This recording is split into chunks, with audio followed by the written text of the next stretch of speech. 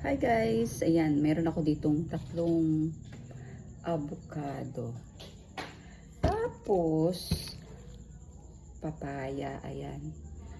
So, ang iniisip ko, ito na lang ang aking dinner for today.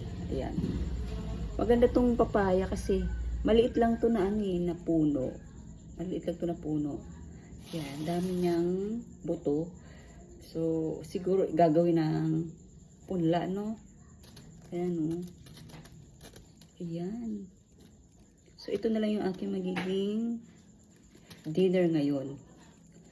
Kasi, hindi ko alam kung anong maganda, kung avocado ang dinner or papaya.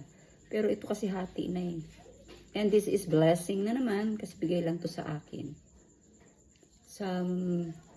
Diyan sa Manila ay ano to?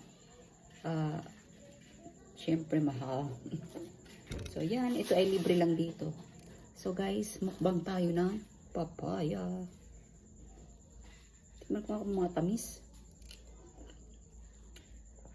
Ang tamis, ang sarap.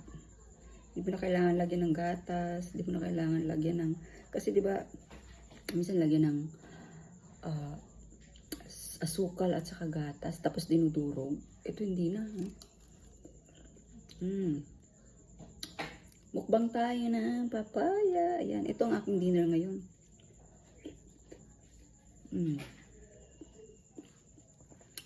Sarap pala. Hindi na siya kailangan durugin para lagyan ng asukal at gatas. Ganito lang, solve na.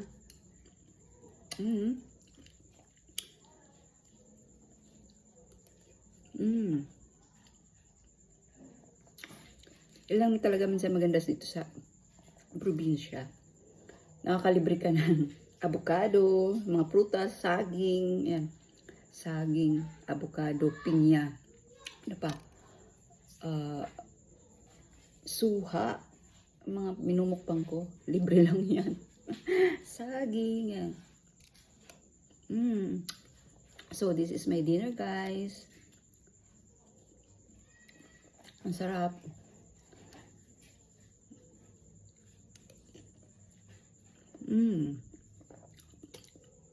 And that's it. Tayo ay may kalab shoutout sa inyong lahat. Malapit na siyang maubos.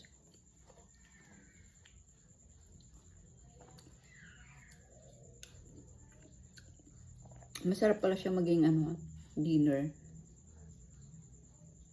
Healthy and good for digestion.